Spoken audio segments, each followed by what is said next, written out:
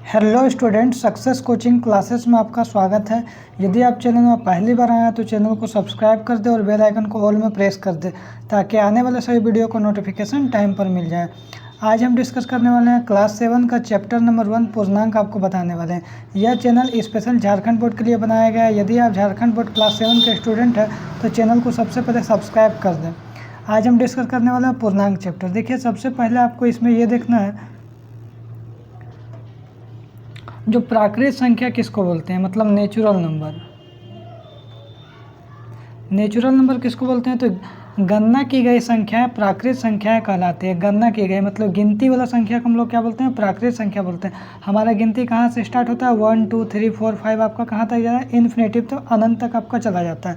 ये सभी क्या कहलाएगा? आपका प्राकृत संख्या कहलाएगा। मतलब कहने का मतलब है ये गिनती वाला संख्या को हम लोग प्राकृत संख्या कहते हैं। गिनती कहाँ से स्टार्ट करते हैं? 1 2 3 4 आपका अनंत तक चला जाएगा। अब यहाँ पर देखिएगा आगे आपको होल नंबर मतलब पूर्ण संख्या क्या है। तो प्राकृत संख्या यदि शून्य के साथ मिलाकर पूर्ण संख्याओं का संग्रह बनती है, अतः 0 1 2 3 4 इत्यादि क्या है? एक पूर्ण संख्या है। कहने का मतलब देखिए, जैसे मान लीजिए 1 है, 2 है, 3 है, 4 है, ये आपका कहाँ तक जाएगा? आपका अनंत तक चला जाएगा। तो ये आपका क्या प्राकृत संख्या का एक समूह है। इसमें से हम क्या करेंगे? सिर्फ 0 को मिला देंगे, सिर्फ 0 को शामिल कर देंगे तो ये क्या बन जाएगा? पूर्ण संख्या का पूरा ग्रुप बन जाएगा। मतलब कहने का मतलब जो प्राकृत संख्या में सिर्फ शून्य को मिला दिया जाता है तो ये क्या बन जाता है? पूर्ण संख्या का समूह बन जाता है। अब आगे देखिएगा थोड़ा सा, आपका ऋणात्मक संख्या क्या होता है। देखिए, आपका ऋणात्मक संख्या जैसे मान लीजिए -2 -4 -1, ये सब आपका क्या है? ऋणात्मक संख्या है। ठीक है, क्लियर है? आगे देखते हैं। अब देखिए पूर्णांक किसको बोलते हैं? तो पूर्णांक बोल रहे हैं पूर्ण संख्याएं ऋणात्मक संख्याओं के साथ मिलकर संख्याओं का एक संग्रह बनाती है, उसे हम लोग क्या बोलते हैं? पूर्णांक बोलते हैं। जैसे आप देख रहे होंगे यहाँ पर, तो देखिए यहाँ से यहाँ तक आपको क्या मिल रहा है? पूर्ण संख्या मिल रहा है, पूर्ण संख्या मिल रहा है। अब पूर्ण संख्या में ऋणात्मक प्राकृत संख्या को यदि मिला दिया जाए, पूर्ण संख्या में यदि ऋणात्मक प्राकृत संख्या को मिला दिया जाए, मतलब माइनस वाला साइड को मिला दिया जाए, तो क्या बन जाएगा? आपका पूर्णांक बन जाएगा। क्लियर यहाँ तक हो गया? अब आगे यदि देखा जाए तो देखिए यहाँ पे आप थोड़ा सा देखिए, ये आपका क्या है? संख्या रेखा है। अब संख्या रेखा नंबर लाइन में आपको यहाँ दिख रहा होगा, ये 0 के इस साइड वाला आपको क्या पॉजिटिव साइड है, मतलब प्लस वाला साइड है। मतलब आपको क्या है? 1 2 3 4 5 आपका क्या है? ये आपका पॉजिटिव साइड है, मतलब धनात्मक पूर्णांक है। इधर वाला साइड को लीजिएगा तो 0 -1 -2 -3 -4 -5 ये आपका क्या है? ऋणात्मक पूर्णांक हो जाएगा। ये मतलब कि आपका नेगेटिव साइड हो जाएगा। अब देख लीजिए, अब बच गया यहाँ पर 0। अब देखिए 0 है ना, 0 ना तो धनात्मक पूर्णांक है और ना ही ऋणात्मक पूर्णांक। यह केवल सिर्फ पूर्णांक है, या ना धनात्मक पूर्णांक भी नहीं होगा और ऋणात्मक पूर्णांक भी नहीं होगा। मतलब क्या समझ में आया? 0 के इस साइड वाला मतलब पॉजिटिव साइड को, धनात्मक साइड को हम लोग क्या बोलते हैं? धनात्मक पूर्णांक बोलते हैं। 0 से इधर वाला साइड को हम लोग जहाँ अनंत तक ले जाइएगा, इसको हम लोग क्या बोलते हैं? ऋणात्मक पूर्णांक बोलते हैं। और 0 ना तो धनात्मक पूर्णांक है और ना ही ऋणात्मक पूर्णांक है, यह सिर्फ केवल पूर्णांक है। यहाँ तक आपको क्लियर हो गया? अब आगे देखिए पॉइंट को समझाया गया 0 से बड़ा संख्या को। जैसे 0 से बड़ा क्या हो जाएगा? 1 2 3 4 5 इत्यादि जितना भी है ये सब क्या आपका धनात्मक पूर्णांक है। क्या हो जाएगा? आपका धनात्मक पूर्णांक हो जाएगा। आगे देखिए 0 से छोटा, 0 से छोटा को हम लोग क्या बोलेंगे? -1 -2 -3 -4 ये सब आपका क्या हो जाएगा? ऋणात्मक पूर्णांक हो जाएगा। क्या हो जाएगा? आपका ऋणात्मक पूर्णांक हो जाएगा। अब देखिए शून्य के बारे में क्या बोला? शून्य एक पूर्णांक है जो ना तो धनात्मक है और ना ही ऋणात्मक है। यहाँ तक आपको क्लियर पूर्णांक समझ में आ गया?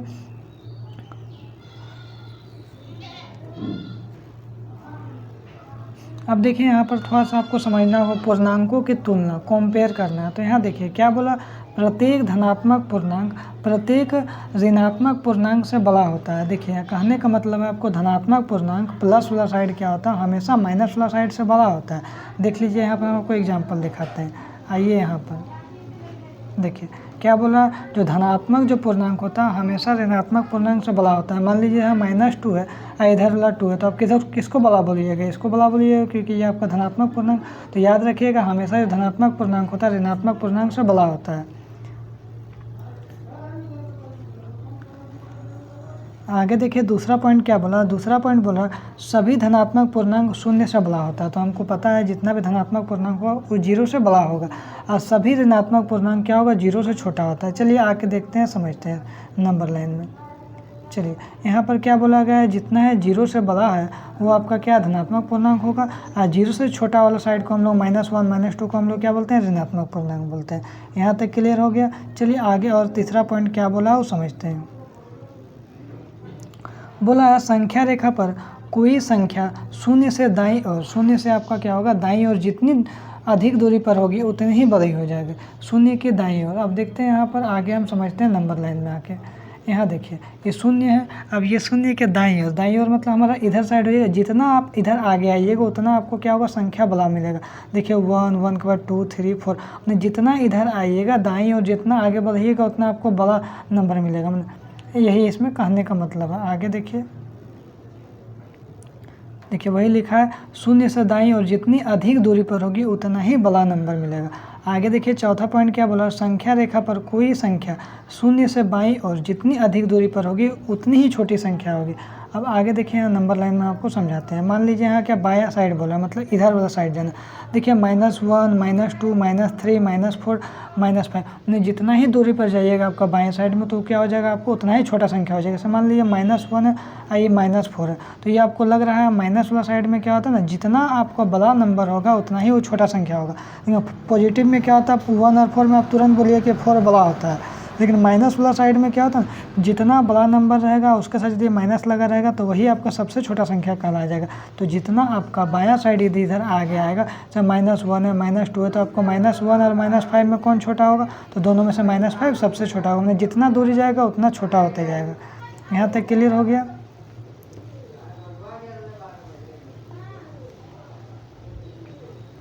अब यहाँ देखिए किसी संख्या रेखा पर जब देखिए एक धनात्मक पूर्णांक को जोड़ते हैं तो हमेशा क्या होगा, दाईं ओर चलते हैं। यदि धनात्मक पूर्णांक को आपको जोड़ना है तो आपको क्या करना है, धनात्मक पूर्णांक को प्लस करना है तो दाईं ओर चलते हैं। चलिए देखते हैं कैसे चलते हैं।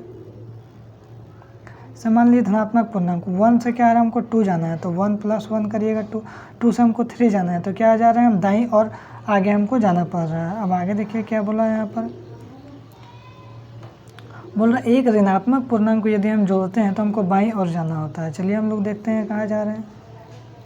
इसलिए मान लीजिए यहाँ पर -1 है, -1 से हमको -2 जाना है तो हमको किस साइड जा रहे हैं, बाएं साइड जा रहे हैं। -2 से -3 जाना है तो किस साइड हम प्लस करें, हमको बायां साइड प्लस करना पड़ रहा है। -1 से हमको -2 जाना है तो बायां साइड -1 हमको प्लस करना होगा। अब देखिए तीसरा पॉइंट क्या बोला है, तीसरा पॉइंट बोल रहा है एक धनात्मक पूर्णांक को घटाते हैं तो हमेशा बाईं ओर चलते हैं। धनात्मक पूर्णांक को यदि घटाइएगा तो कहाँ जाइएगा, बाएं ओर जाइएगा। चलिए हम ये भी बात को समझते हैं। मान लीजिए हमारा धनात्मक पूर्णांक 4 है, ठीक है। अब 4 से हमको 1 घटाना है तो 4 से जाइएगा 1 घटाइएगा तो क्या होगा, 3 होगा। मतलब 4 से हमको इस साइड आना होगा, मतलब इधर साइड आ रहे हैं तो क्या होगा, बाईं ओर घटाइएगा। क्लियर होगी। जैसे मान लीजिए हमारा 2 से हमको 1 आना है तो कौन साइड आइएगा, इस साइड आइएगा। इस साइड को हम लोग क्या बोलते हैं, बायां साइड बोलते हैं। तो आगे यहाँ पर देखिए वही लाइन है, क्लियर बताया गया है। क्या बोला यहाँ पर, एक धनात्मक पूर्णांक को घटाते हैं तो बाईं ओर चलते हैं। आगे पॉइंट क्या बोला, एक ऋणात्मक पूर्णांक को घटाते हैं तो दाईं ओर चलते हैं। ऋणात्मक पूर्णांक आइए देखते हैं। तो यहाँ ऋणात्मक पूर्णांक आपको यहाँ पर बोला है, देखिए ऋणात्मक -1 से आपको माइनस, देखिए यहाँ पर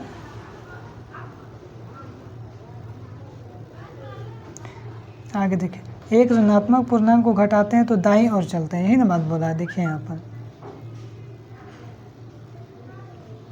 अब बोल रहा है, जैसे देखिए -4 से हमको -3 जाना है, -3 से हमको -2। ऋणात्मक यदि हम घटा रहे हैं तो हमको कौन साइड जा रहा है, दाएं ओर जा रहे हैं। तो यही बात यहाँ पर बताया गया है।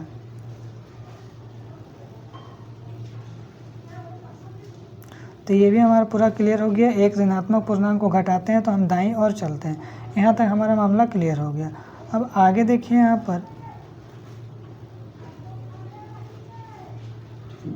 यहाँ पर देखिए कुछ बातों को आपको ध्यान देना होगा। पूर्णांकों का योग एवं व्याकलन, पूर्णांकों का योग। यहाँ पर पहला पार्ट हो जाएगा आपको, 2 धनात्मक पूर्णांकों का योग करेंगे तो क्या होगा, 2 ऋणात्मक पूर्णांकों का योग करेंगे तो क्या होगा। और तीसरा यहाँ पर बताया गया है, एक धनात्मक और एक ऋणात्मक पूर्णांकों का योग करेंगे तो क्या होगा। अब समझते हैं पूर्णांकों का योग का आगे।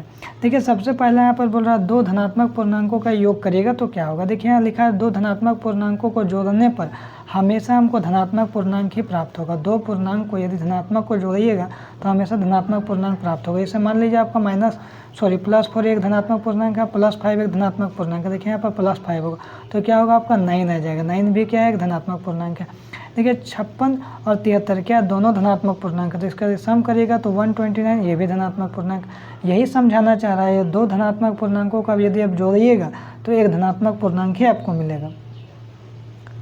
आगे देखिए दूसरा पॉइंट यहाँ पर क्या बोल रहा है, दो ऋणात्मक पूर्णांकों का योग क्या होगा। तो जब दो ऋणात्मक पूर्णांकों को जोड़ने पर तो हमें एक ऋणात्मक पूर्णांक प्राप्त होता है। जैसे मान लीजिए -6 और -7 है, यदि इसको प्लस करिएगा तो हमेशा एक ऋणात्मक पूर्णांक प्राप्त होगा। चलिए हम करके देखते हैं। जैसे -6 यदि इसको प्लस करना है -7 को, तो याद रखिएगा -6 का -6 और माइनस प्लस क्या हो जाएगा, -7 हो जाएगा। तो माइनस माइनस क्या हो जाएगा, प्लस हो जाएगा।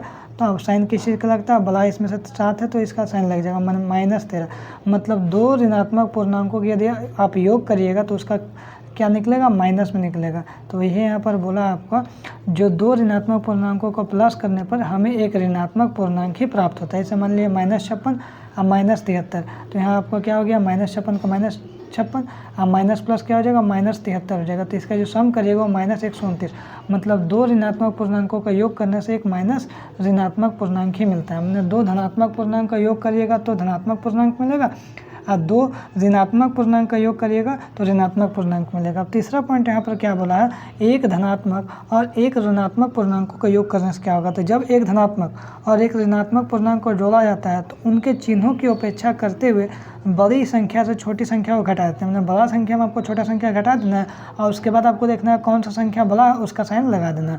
अब यहाँ पर देखते हैं, देखिए क्या किया गया, एक ऋणात्मक पूर्णांक में एक धनात्मक पूर्णांक को आपको ऐड किया गया है, एक धनात्मक और एक ऋणात्मक पूर्णांक का योग। तो चलिए एक ऋणात्मक पूर्णांक ले लिए, एक धनात्मक पूर्णांक ले लिए, अब उसका योग करते हैं। तो -4 और +3 क्या हो जाएगा, माइनस प्लस माइनस हो जाएगा, मतलब माइनस हो गया। दोनों में से घटा दीजिए, 4 में से 3 घट के 1। इसमें से आपको साइन देखना है।